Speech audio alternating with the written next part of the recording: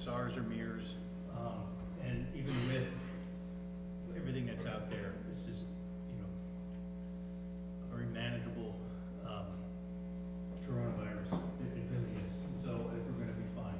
As far as city business goes and how we want to handle it and as we move forward, my suggestion is just talk about that at the end of the meetings, like how we want to handle these in the future, even how we want to handle staff coming in. Right now, they've got some plans, but we can talk about that after we get through our agenda. So, in the meantime, if you guys have any liaison reports, anything up? I do have one. The police department is open, but they are encouraging that you send in payments versus coming in person, and that if someone needs non-emergency service, please call the police department to see if a report can be taken over the phone. So those are just some simple housekeeping things, I guess. If we can do those things, then that would be great for them. Thank you.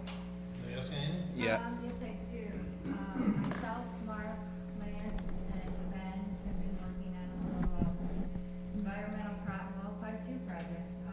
We're looking at the Greenest Region Compact, and hopefully we can get somebody to present for you guys to explain what's going on with that. It's a nice little program. It's kind of a checklist of what are we doing, what are we not doing. If we're not doing it, they have steps to help us through that. We're also talking about rain barrels as kind of an introductory to saving ourselves from destroying ourselves from the environment. Also, we're talking to possibly ComEd, having them come out and waste management and maybe do like a little neighborhood thing. We're also talking about low-flow toilets and about maybe having rain gardens as a possibility. So we're covering a lot of information. I think eventually we're gonna get, we're gonna take that pyramid and get it smaller and smaller until we get to the things that we really wanna do.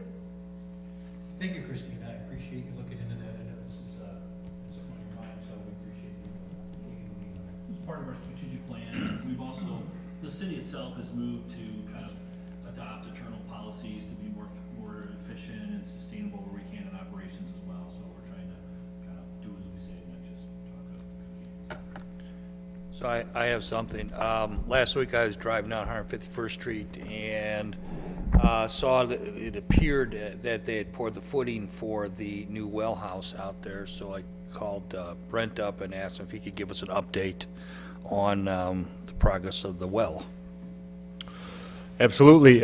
Yes, you're correct. They have gone out and excavated for the footing foundation for the building, and it is ongoing. We have all of the vessels on order, so as of right now, everything is on track. The anticipated completion is yet this year, so it will be completed in 2020. We should start to see water entering our system in early part of 2021. We do have to, once it is completely up and running, we are going to do a test for several weeks at a minimum to make sure that we're blending the water and we're getting the results that we want. But by, like I said, early 2021, we will have deep water, or water coming from our deep well and entering the system. All right, very good. If I could add another public announcement, due to the governor's executive order regarding not having a gathering of 50 or more, anyone who has a code enforcement hearing that's set for next Thursday will be moved to April 23rd. The other thing is that the Chief Judge of Will County has ordered through his authority to continue any non-essential cases, including any traffic cases issued by Lockport police officers, and that will be set over for another 30 days. Excuse me, could I just ask Brent, just to piggyback a little bit in reference to our wells? I've seen some social media that people are concerned about their water. We used to get reports on water testing and how we rate based on the EPA with our, water. I really haven't seen anything in a long time. Are we still doing that? Are we still sending out? Is it by law that we need to send out to the residents? Yes. So We are sampling continuously, monthly. We are meeting all of those samples. Anytime that there is a hit or a positive result back, you would get a notification. So not having a notification is a good thing in this instance. Regarding our annual reports, our annual report is posted on our website now. Okay. And so rather than sending them out, what we've been doing is making notifications in our I believe they're going out in our water bills to go to the website. So that's what we've elected to do rather than sending out paper copies. But again, positive results. We have not had any, any negative results. So it's a good thing. Okay. Anybody else? All right, let's jump into it. CA1. Thank you, Mayor, members of the council. This evening, we have consideration, for your information only at this point, consideration for ProChamp software. It's a foreclosure, vacant property, and potential rental registration program. This is something we've been working on for a little while, since back in 2018.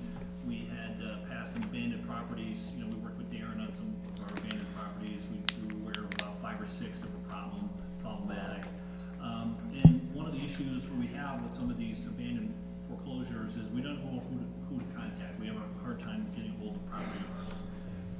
We've researched this company, this software firm, ProChamp Software, and they're able to take a look at Lockport and find out that there may be over 100 each of foreclosure and vacant properties currently in Lockport.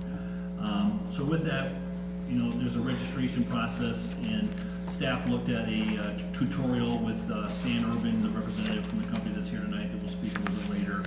And we were impressed. Some of the other communities in the area are starting to use the software as well. And this software is basically a proactive registration of vacant and abandoned and foreclosed properties. The city does receive complaints on blighted properties. Code enforcement and police struggle to find who the owners are and try to get them into code compliance.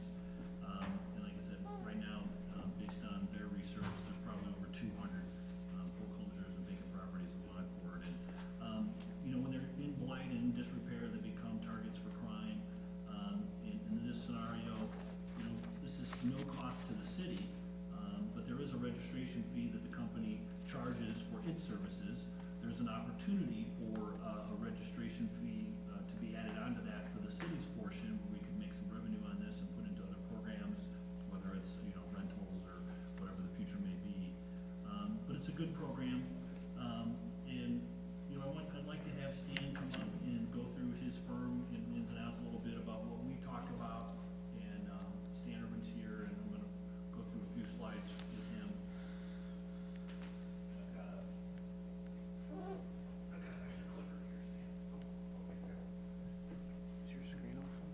Yeah. Thank you, Mayor, for all of this time. As quick as we can. It looks like you got a short agenda.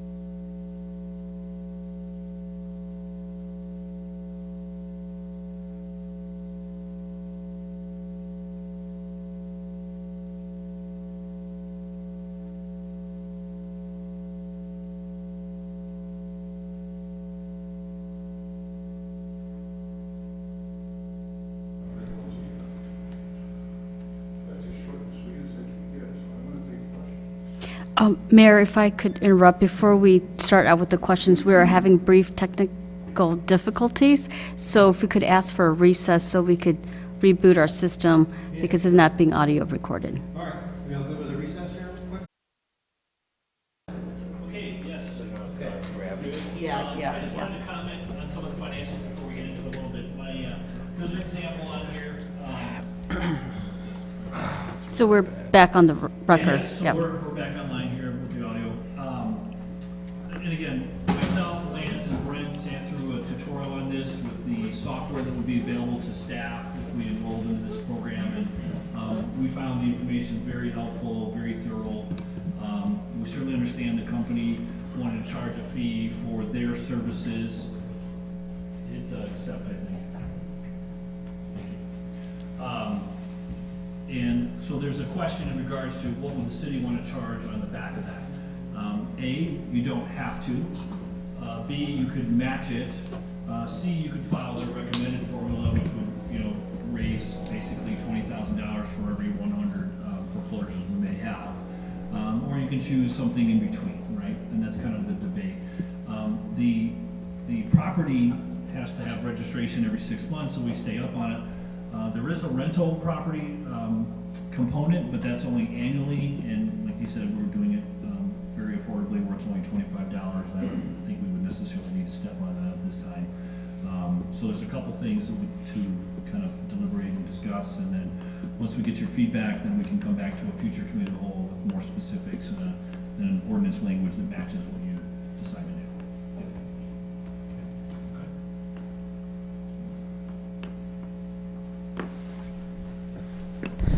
How does somebody know to sign up for it? We would have to actually, oh, go ahead, sorry.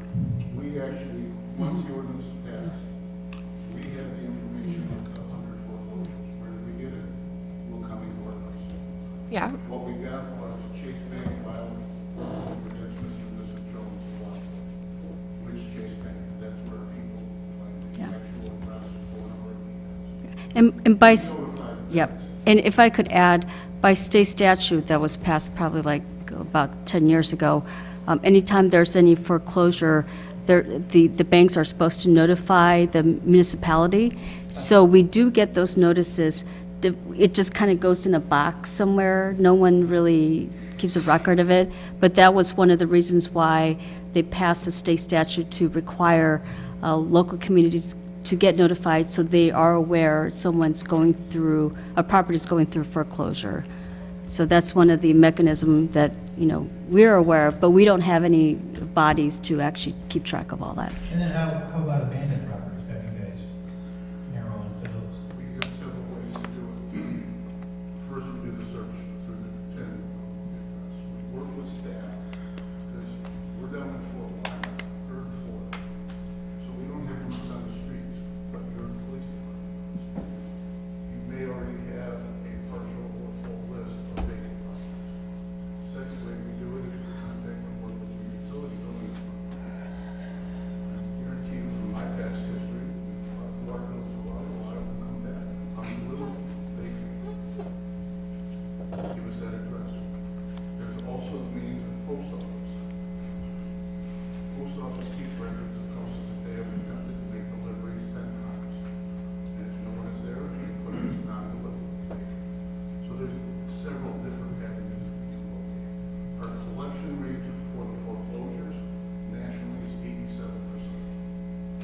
For the vacant properties, we're about 65%, because it is a little harder to find. So I've got, I like everything about this.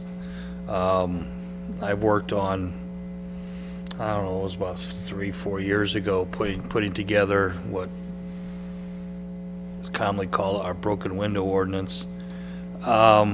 We got that passed, I don't know, a couple years ago. But it seems to be that the difficulty, now that we get this information, and I don't even know how to ask the proper question. So once we get this information, how do we then go ahead and, does it decrease the red tape at the court levels to go ahead and, especially for vacant properties, how, does it give us, and what are the advantages to act upon vacant properties? Experience, the advantage was my community development code enforcement department went to administrative hearings once a month. And they walked in with boxes of paper. Now, they walk in with a laptop. And they pull up each one of the screens. And what we didn't go into detail today, but we did with Mr. Hess and his staff, besides having the identification of who's who, you can actually write a violation online that says who's who, right then and there. And then we track it, you have access to it. So it is easier when you go into the courtroom, if it's foreclosure or vacant, with either or, if it's a blighted property, you take a picture of it, you catch it, you send it to those people that are already listed, right off of your laptop. You walk into court, you pull it up, and it's over. So independent of the fee,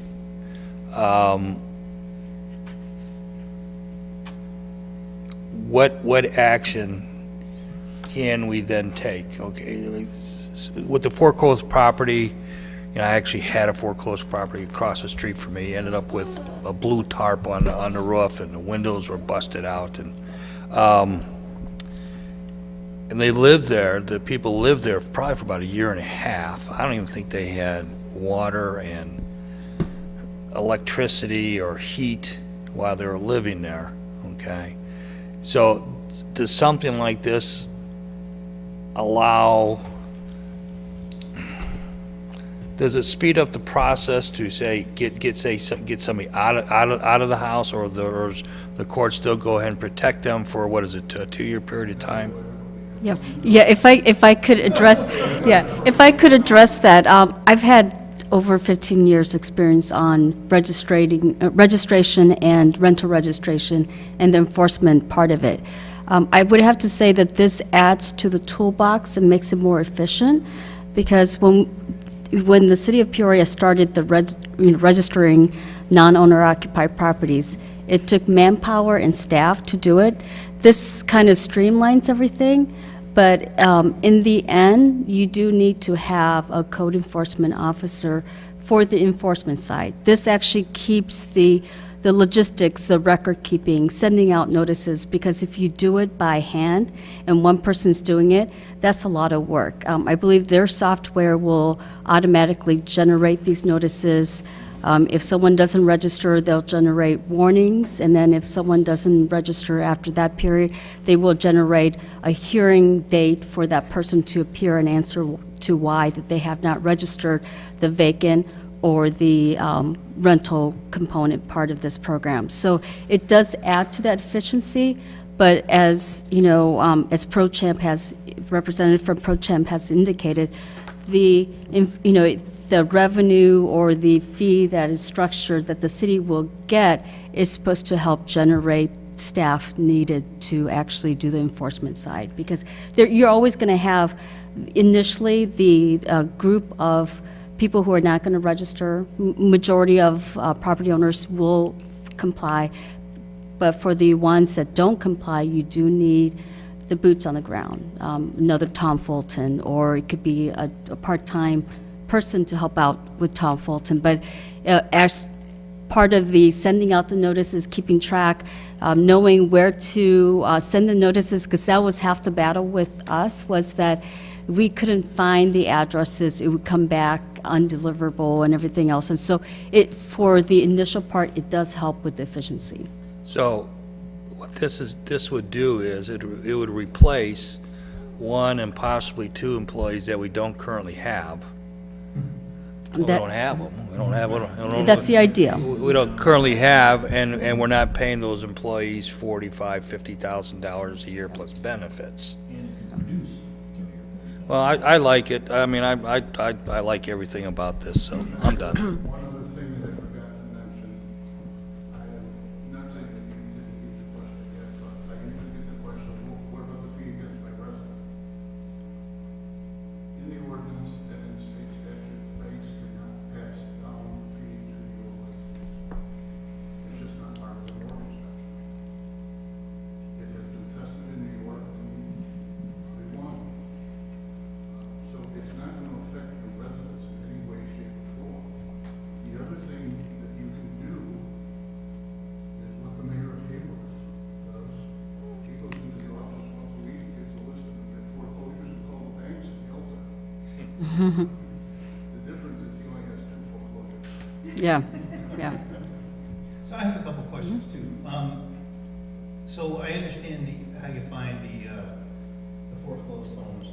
Abandoned homes is a little different. We talked about that. How do you deal with the rentals? I mean, when it comes to the abandoned homes, I think we're all familiar. Darren and I know a couple houses that have been abandoned for 10, 30 years, and really it's just the owners just kind of shrug. It's like, well, whatever. Well, hopefully having to pay a fee every 6 months might give them some. Yeah. Yeah, so that certainly Do something. could be. I wonder if even, we haven't talked about fees yet, but if it could be a sliding scale, like it's so much the first year, it triples the second year. You can also understand that there was a mayor up north, that he agreed to everything, except he said, you do vacant commercial. I said, of course we do. He goes, I want anything over 10,000 Yeah, I mean, you could certainly make it so His it's, idea was light a fire under these landlords, give them problems. yeah, and there's some things, sometimes commercials are just hard to rent. Abandoned houses for 30 years is ludicrous.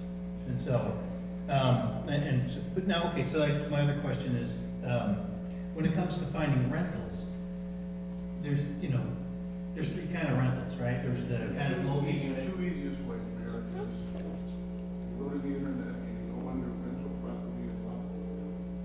If somebody has a vacant property, they own that they're trying to rent, it's online. That's number one. Number two, rentals, we work with your utility department. Any water bill that goes out of the city of Lockport, we're contracting them.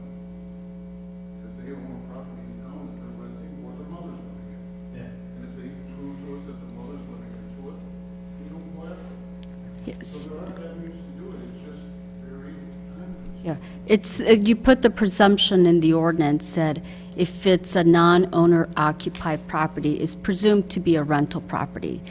You have, anytime you, you purchase a property, there's a check mark that says whether or not you're going to occupy it as an owner. And so you could, based upon the records from the Records of Deeds office on that type of declaration that's available online and access to their office. And so you build into the ordinance the presumption that if it's non-owner occupied, it's a rental, then you set forth the exception, and the owner would have to come in and sign an affidavit saying that my elderly mother, who's totally dependent on me, is living in that, and you exempt that person from But there'll registration. certainly be some homes then that just fall through the cracks. Somebody's just renting their house, but they're paying the bills. Yep. It's really hard. I'm sure it'll be like not for training if we get our 100%. Yeah, that's okay.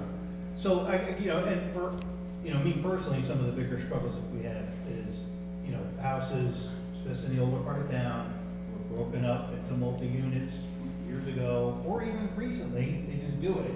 They don't tell anybody, there's no permits, there's no electrical done. I mean, there's been some horrible hack jobs that people put up walls and just terrible things that we don't know about. And recently, we've had, I asked Tom Fulton to go count mailboxes, like if there are 2 mailboxes out front, maybe, that's a terrible way to do it. So if this is a tool to help us find some of these broken up. And as I said earlier, and I completely involvement with, this is like having extra staff that you're not paying for. Okay. You give us information, on what we choose to do with that later could be another discussion as we talk about crime-free ordinances and other things. And again, I did like the platform, the way it worked and the information we got. So I can see how we can use it. All right, so 2 questions on the table, I guess, then, unless people have more questions. I just have a couple of questions.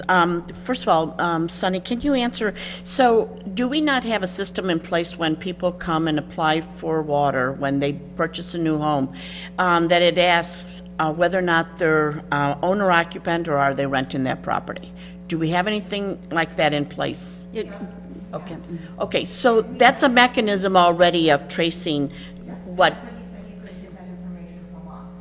Okay. We provided that information to Jared and to Tom Fulton. Remember the Okay. map with the red dots? Yes, yes, So we okay. have a guesstimate of, 12 to 1,400 rentals already. This is a Okay. confirmation of that. Okay. And it's more than just their address. We end up getting contact information with the software. right?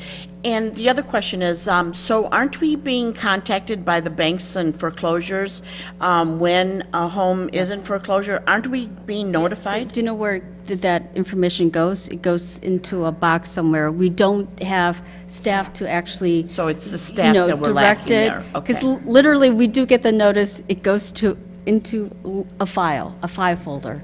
That's it. And nothing happens with it then? Nothing else, because, ordinarily, I don't file any objections to those foreclosures Right. because we are not, if they foreclose, it's short, and the bank is looking for a judgment for that mortgage, they're not going to have any judgment against the city. So there's, I don't have the interest on behalf of the city to file any objections. So typically, that's why they send a notice, because we either have a lien and also that to notify that it's a foreclosed property. But literally, it does go in a file just to notify, Documentation, it looks like a copy of a writ that the bank is filing, Right, and and always have good contact information, just as Bank of America's file. Right.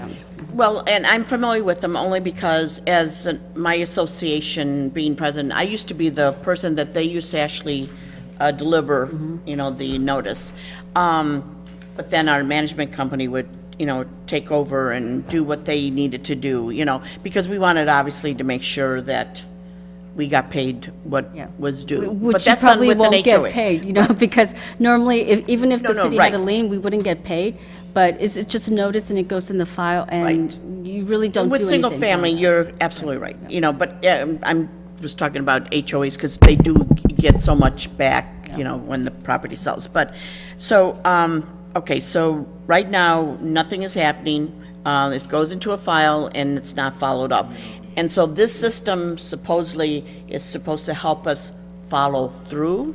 If we had an ordinance, that Right. required that property to be registered because it's going through a foreclosure, then, you know, Pro Champs will send a notice out saying you need to register that property. And every year or semi-annually, whatever the period is, they have to pay the registration fee to maintain or, you know, the compliance with the ordinance. So without the ordinance, it really doesn't work. So how easy is it to put an ordinance together for this? They particular- have a draft proposal, we would have to look at it, yeah. We didn't want to overcomplicate the first Okay, conversation. got it. You know, I guess the counter argument to this is, we could hire a person to come in with, you know, full-time benefits and try to manage and create the list from the data we get. They may not have expertise or access to the other data that we get or don't get. And then you put it into an Excel spreadsheet or something, right? And where this software is very interactive, there's even maps and it gives you contact information and, yeah, basically they are charging a fee, but they're also having the talent and the people that kind of keep everything fresh for us. And again, it's not a fee the resident is going to be impacted, it's mostly banks and some property owners. So how does our code enforcer then come in place with this? It would come into place, for instance, if Pro Champ sent the notice out to the bank to register the foreclosed property. They didn't register after a time, and then they got like several warnings afterwards, and then they get notified for a hearing before the hearing officer. That's when Tom Fulton would, you know, have the information at hand and say that this bank failed to register, you know, the hearing officer, we're seeking a fine of whatever per day for them not registering that property. So that's when Tom will come into play regarding that. But he's going to have someone to help him with that, because now the workload kind of increases, correct? It depends. I mean, in the revenue, I don't want to say it's Yeah. a revenue, but the fee generated from this program or the ordinance will, you know, essentially pay for a part-time assistant if he does need help. But again, it does, I have to say, the front end will take more time to set up Yeah. the program. Right, Yeah. right, okay. I'll add to that, for the code officer, it's not only when they get into the courtroom. It's when they go to a house that's in the foreclosure or vacancy, but they don't know that yet, but the grass is 2 feet tall. But the first thing they do is type in 1, 2, 3, 150 Madison. If it's in foreclosure or vacancy, the name, address, phone number, and email will be right in front of Tom. And he can write the ticket right then and there online. And Russ send that, he takes a picture and attaches it. It goes to the bank, the property manager, the asset manager, and all the people. So, not to disagree, but it should make his life a lot easier. It'll get a quicker turnaround on compliance. Right, right, You know, okay. they contact, they get their fee, and then they come out and cut the grass. Sometimes, we've had several of these where Tom Fulton has spent many hours trying to figure out who to get a hold of for Right. his house with 4-foot grass, right? Right, right. It sounds like you're lucky that Tom takes the time to come back and look for it. Yeah. Yeah. The code officers while they're there, they know that nobody's lived in that house for 5 years. And they write the ticket, like they're supposed to. We'd rather- And they hang it on the doorknob and does nothing with it. Right, no, I understand. Have them cut the grass, then eventually if it gets too long and too much of a blight, we end Yeah. up cutting the grass, then we Right. file liens, and there's a lot of paperwork and time and expense of that, and we don't even get paid back until we sell the property 20 years later, if ever, right? Yeah. So, again, it's a mechanism where you reach a bank that is responsible, And most of the banks have teams of management firms that go around and take care of these. They're just not really good at it. But when you get flagged with a picture and a violation and a registration, they tend to get to it quicker. And that's kind of what this is about. We actually have banks calling us a lot already, because I think this kind of service is getting around. We've had banks call us and say, "Well, do you have a registration service yet?" And we said, "No, we don't, but we're working on it." So. Could this also work on vacant land owned that some, the owner is not taking care of it? We already have, as Alderman Deskin alluded to, the ordinance defining what a vacant abandoned property is, and the ordinance could be added where they have to register that type of property. Okay. And then annual registration would be done, through ProChamp. So, Typically, we don't do those because the buildings are the problem, right? It's crying, it's falling apart, it looks terrible. I think a vacant lot Well- is another animal that I'm not sure we're saying we need that at this point. are you talking about a vacant lot or like a, Vacant land that is owned that was supposed to be built on, nothing ever happened, but yet, the code enforcement, we have been As long calling as it. the grass is cut, I really don't have Well- a mechanism to make a building. Well, that's what I'm saying. Usually the grass isn't cut, and we have to call the owner, because I've talked to Tom, and I've worked on a property off of Bruce Road, that, first of all, people are using it as a dump, to dump their stuff, which is crazy. But then, Tom then has to make the call, or, the proper channels to contact the owner and say, look, you gotta cut your grass and pick up the garbage that somebody left behind. and that could be added as a home rule municipality. You can add, because currently the state statute defines a vacant property with an improvement, a building that is vacant. You can add the definition of a vacant, unoccupied, unimproved property to be registered, if And that's that's what I'm what. talking about, unimproved property, I Also throw into that, we don't normally do property vacant, meaning empty land, for a couple of reasons. The number one reason is, it seems to be a deterrent to anyone developing. Because if there's outstanding bills on that property, nobody wants to inherit those bills. That's number one. Number two, Doesn't that happen on a property, single family or whatever? That happens too, doesn't it? It's on title. but it's not being developed by someone. If he's buying a piece of property that somebody's, he's not investing in bricks and mortar. The other thing that we do on a regular basis is the city of, the village of Homewood just gave us a list of vacant land. We'll be happy to do the research. We're not gonna do it in 24 hours. But we'll give you the names, addresses, and phone numbers. We're not gonna charge you, we're not gonna charge them. Go do whatever you want with them. We're there to help you, that's all. It is harder to get collection. Most of vacant land is owned by people, not only out of the hot water, but probably out of the state. And when we contact them, it's not like contacting a bank. They're gonna hang up on us. The banks don't hang up because the FDIC is watching. But when you're dealing with a private individual that happens to buy a couple lots in Lockwood, that lives in Arizona, you don't do it, it's how we chase them. So it's a little harder to collect those. Okay. But we'll be happy to provide information when it's available.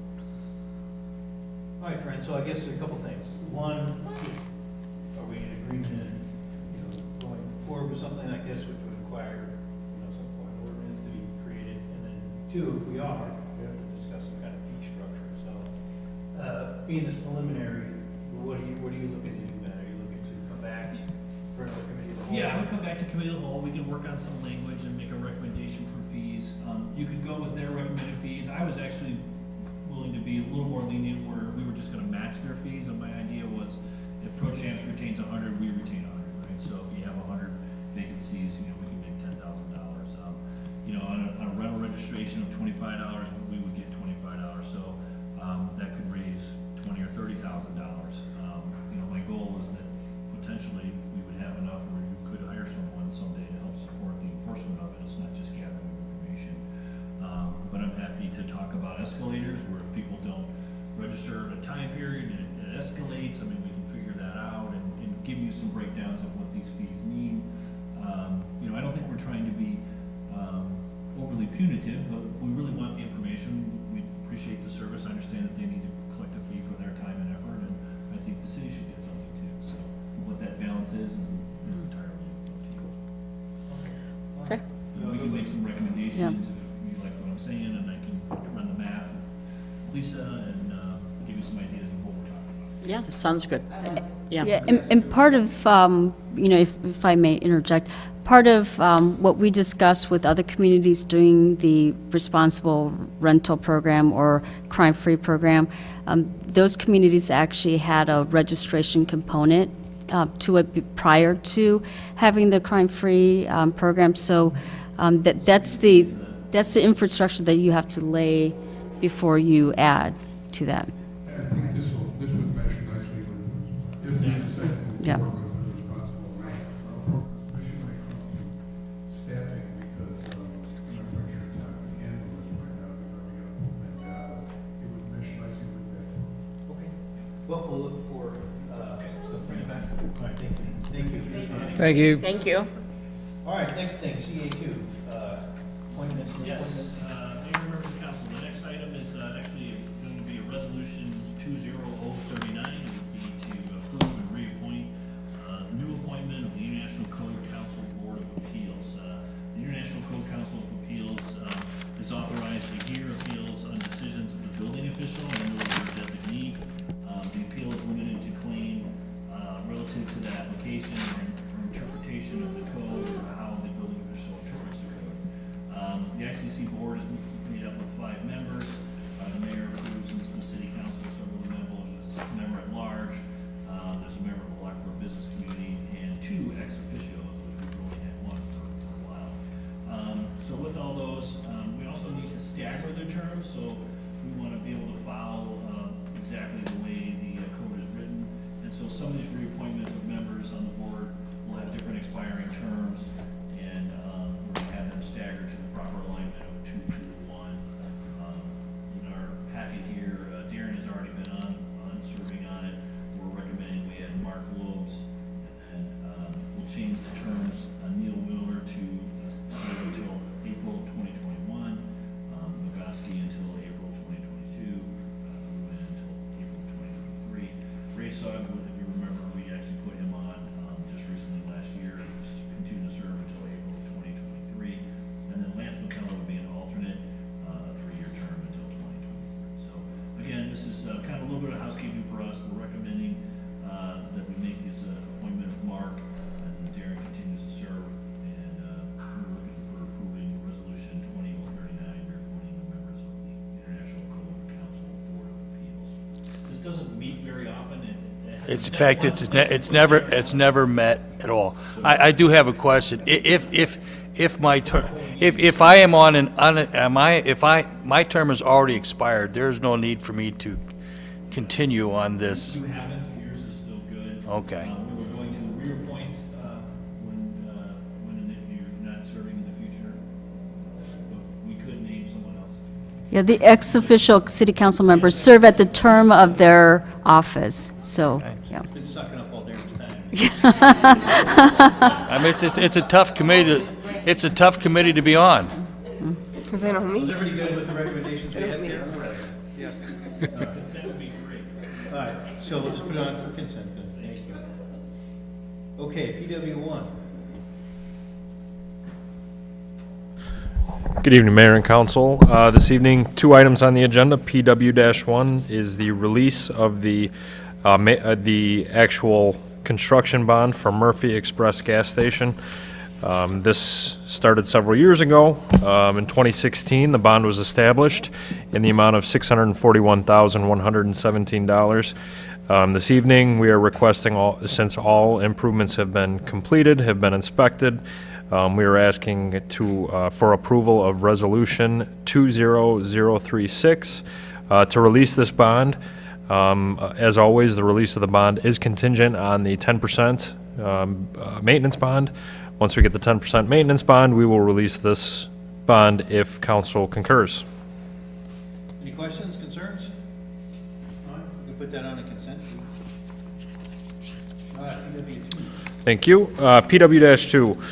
PW-2, this is for consideration of a professional services agreement for the Phase 2 engineering for the 2020 downtown parking lot consolidation project. As council has heard us discuss several times throughout the past couple months, there is an open area that is behind Jackie's Pub and also some additional properties down in the 1000 block of State Street. This would be on the east side of State Street, and it would go from 10th Street to 11th Street. The intent of this parking lot is to provide additional parking downtown. It would be also to provide a connection from 10th to 11th, and also, very importantly, to improve our safety down on State Street.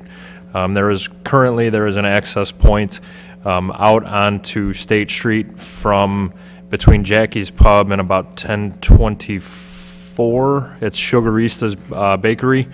There was a fairly major accident there, and I'm sure there's been others, but one there this past year where somebody pulled out from there and was hit in the side by oncoming traffic on State Street. So the safety improvement there is something that this will completely alleviate. Again, this is a 10th to 11th Street parking lot. This would provide access to all of our businesses down there. It would provide cross-access between about 6 different properties, maybe 7 different properties. So a lot of improvements. This would provide the asphalt installation, pavement markings, all of the stormwater improvements that would be needed, and essentially we're working with all the property owners down there, and we're looking this evening for council's consideration to move forward.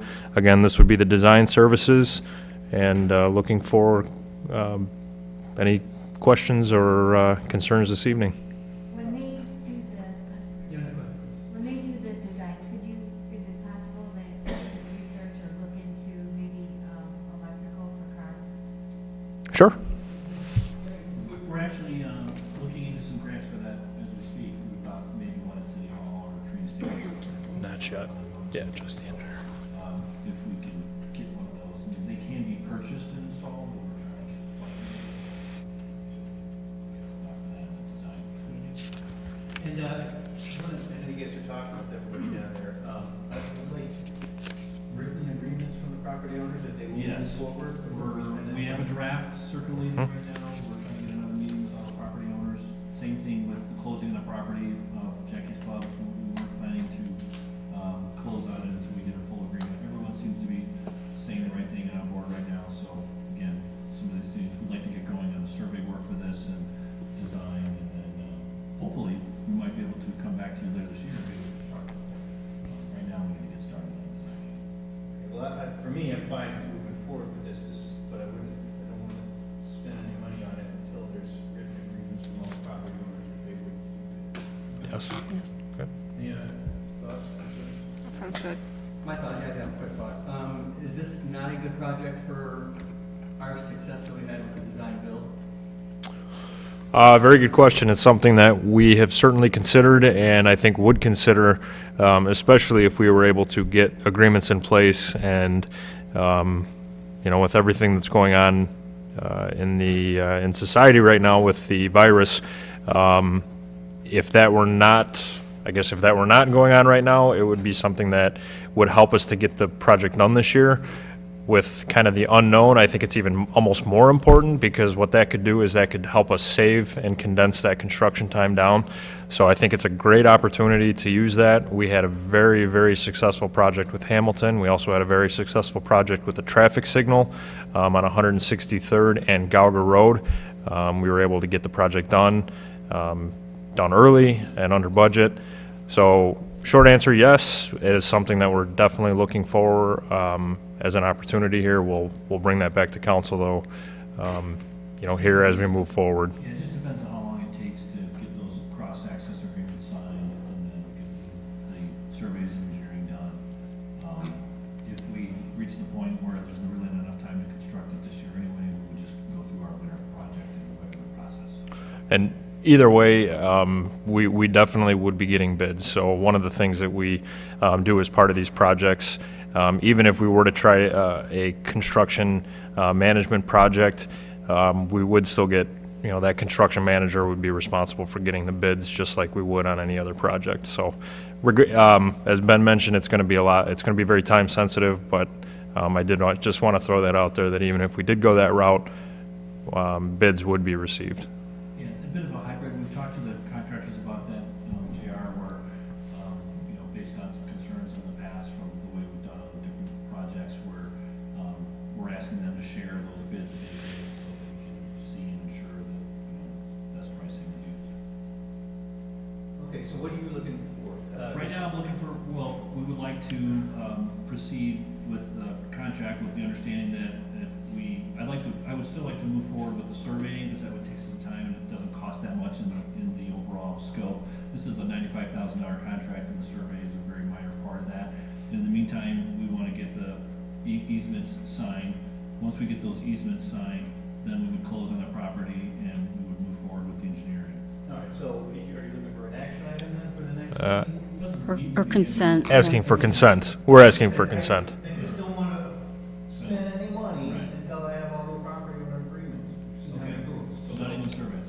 I just, if I have one person down there who's like, I don't want to do it, then I can't, why am I spending money on a survey? So then it should be an action item for you. Just as long as we have it. That's an easy vote. So that's what I'm looking for, make sure we get those things. Okay. Thank you, Mayor. Thank you, Council.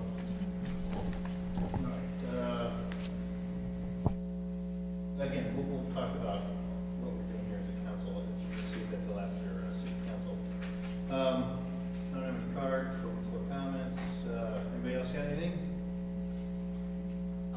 Did you want to talk about, like, future?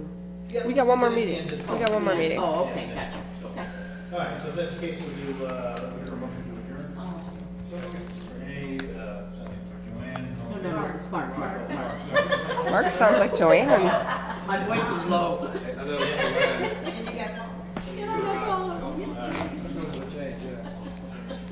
I was a little concerned. All right, give me 2 seconds here.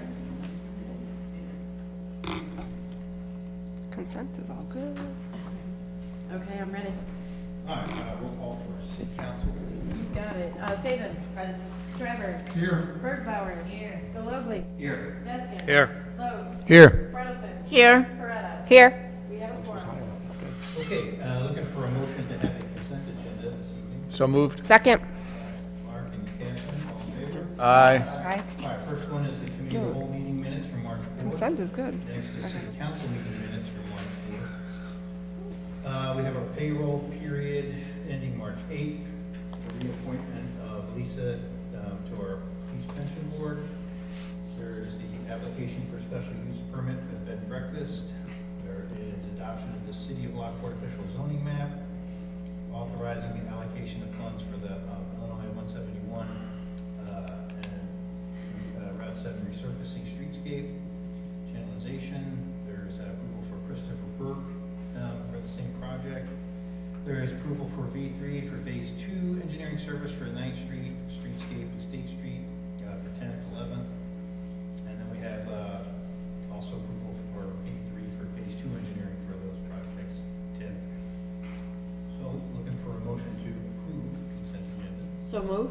Second. Joanne and Catherine, I have a roll call.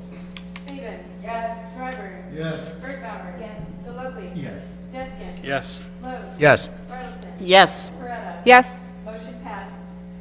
All right, next we have FN1, bills, looking for a motion to approve our bills through March 10th.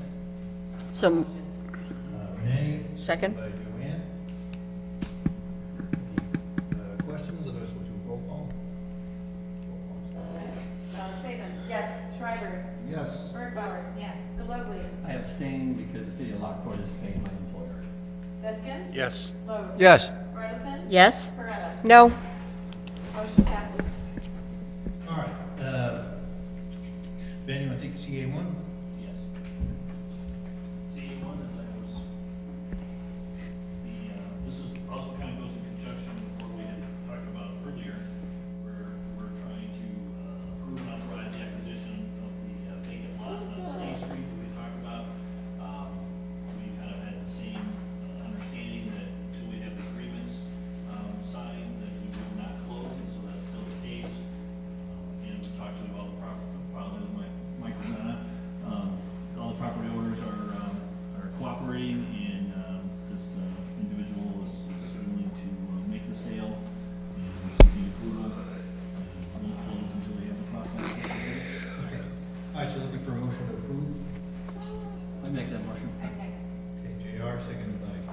Tina. Any questions? I believe officially this is approval resolution 20035. All right, so, roll call. Saban. Yes. Shriver. Yes. Bergbauer. Yes. Gallogley. Yes. Deskin. Yes. Lowe's. Yes. Bartleson. Yes. Coretta. Yes. Motion passed. All right, and PW1, for a motion to approve resolution 20038, which is the People Care I do have a question on this. for roadway resurfacing, for a motion to pass this. Anybody want to make a motion? So moved. Mark? Thanks. No, but Second. Second by Darren. Any questions? I do have a question. Mayor, I, I need to abstain from deliberation and the vote because I'm looking to sell product on this job. I do have a question, and it just has to do with bid tabulation. Why do we use the, and maybe you can clarify it better, why do we use, because the bids are like $200 difference between the combined and the combined total versus one total versus the other total? What, can you just explain why don't we use the final total? On the, Is that the base bid versus the alternate? correct, one? yeah, what Okay. is the difference there? Typically, we put an alternate bid in there with the intention of moving forward with that. And, you know, sometimes it's a little bit of a roll of the dice. So you put an alternate in there, hoping you get great pricing and hoping to add that to the job. For this instance, we've been working with, this is Lockport Square. The yellow, if you turn to, it's the map that I have in the packet. Okay. The yellow that is on there is actually Lockport Square, and it's private roadways.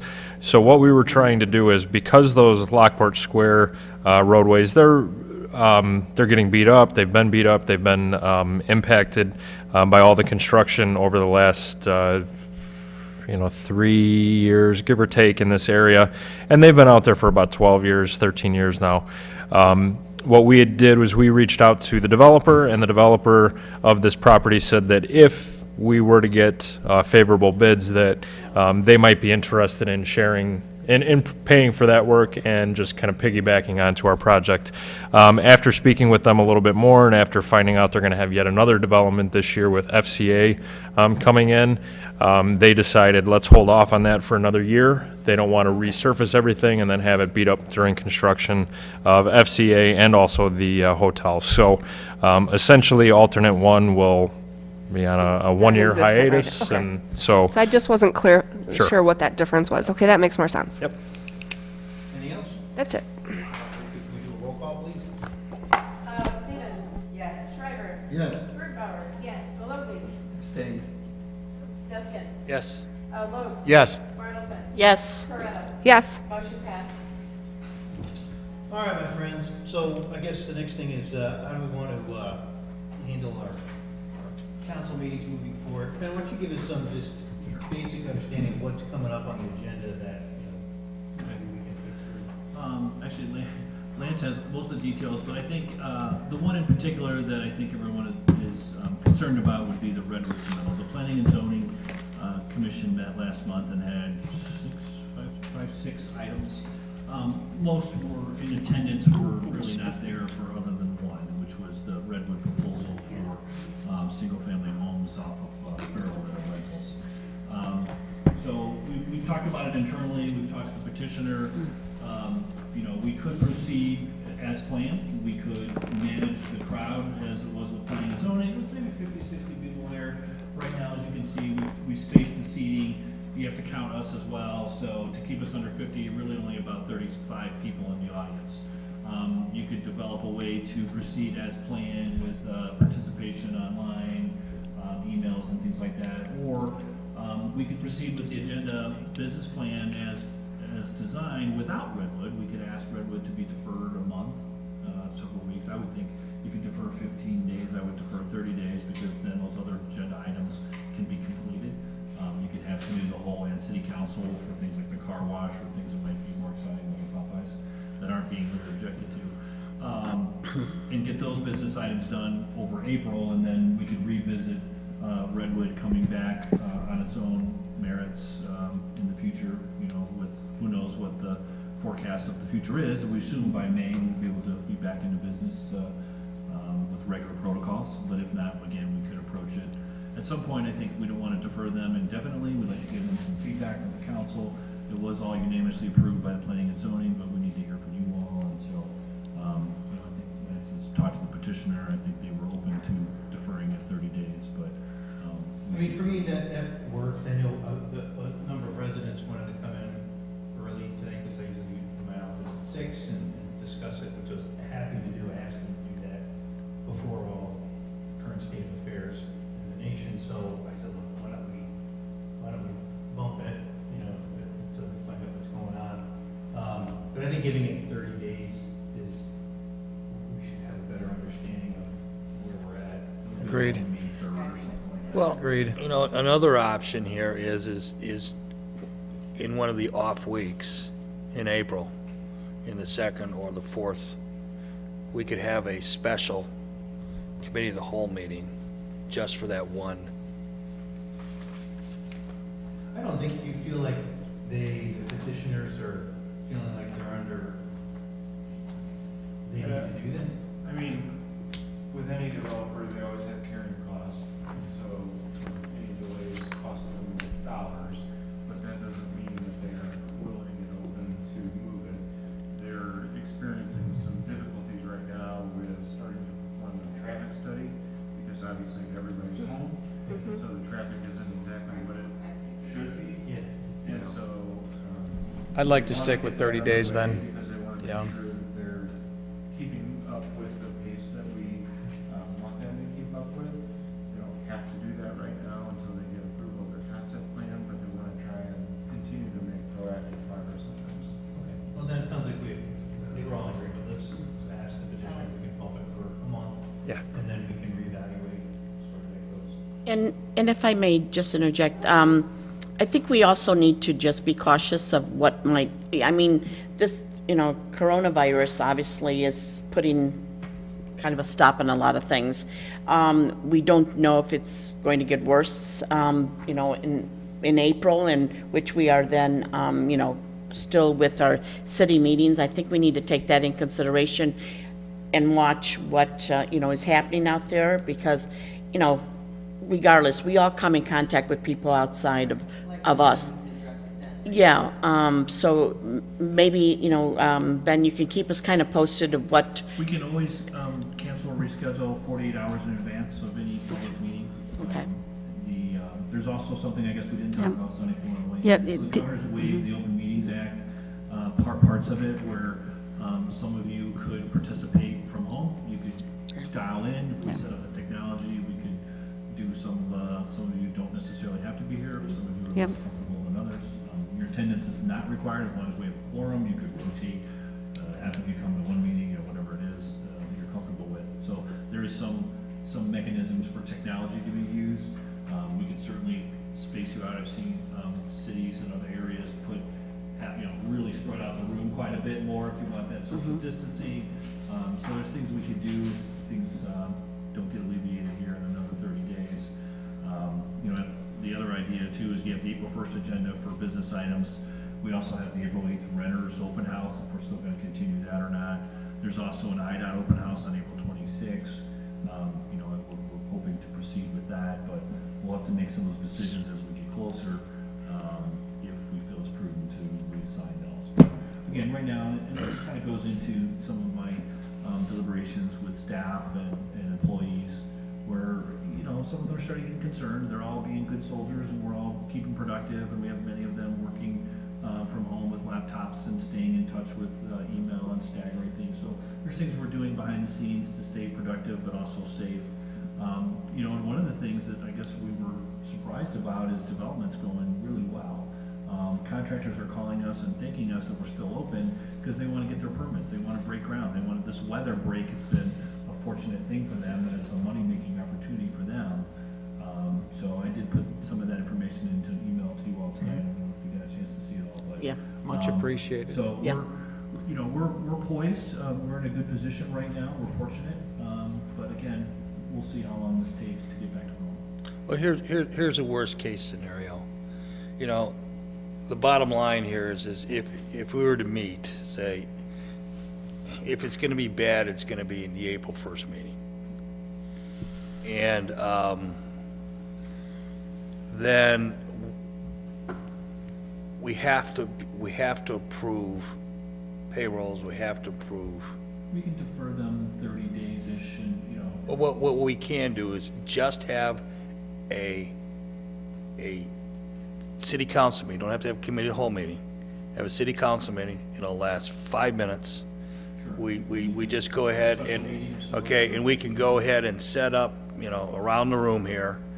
And, I'm sure we can move microphones around and just do the business. We're here, you know, and I don't think anybody from the public will be interested to hear us vote yes to pay, salaries. And that could be all done by the function of what's on the agenda. And so, I mean, obviously, we have the discretion to move some of the items off and just limit it to the basic function. The Open Meetings Act, luckily, fortunately, we did pass the ordinance that allowed, you know, teleconferencing and participating. So the, you know, governor's executive order kind of relaxed that rule.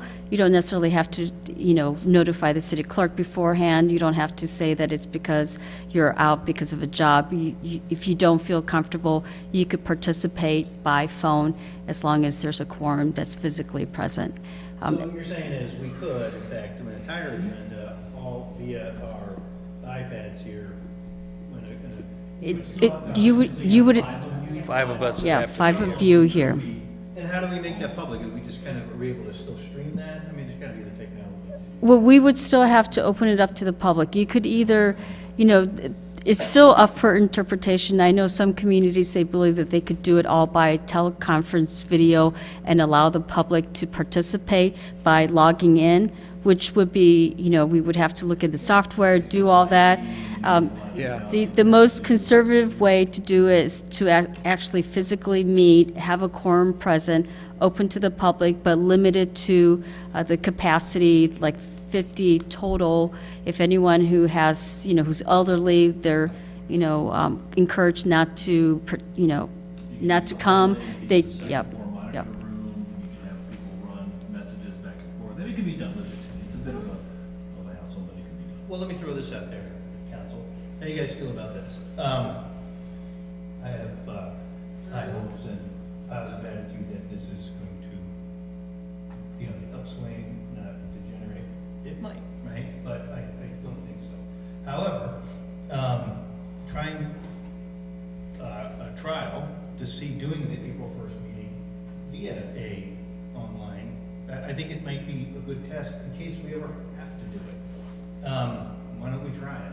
And just see if we work out any bugs, how things go. Do you mean 100% of the people online, or people would purposely not show and then other people do show? I think we could, if I'm understanding it right, like, you know, I do online conferences all the time. Basically, we're gonna do an online conference where, you know, all our big bugs, we can often spin these around so our big fat faces show to Ben.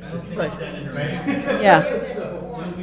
Five of us have to be You here. have to have people here. Yeah, you would have to, You could not be present. So Yeah. if you remember kind of like when you went on vacation once, you Yeah. call in and you were calling, it's like that. Yeah. You really, you still have to physically have quorum, 5 people. Okay, so if I'm able to be present, we're getting. So you couldn't do a teleconference like a Zoom or something?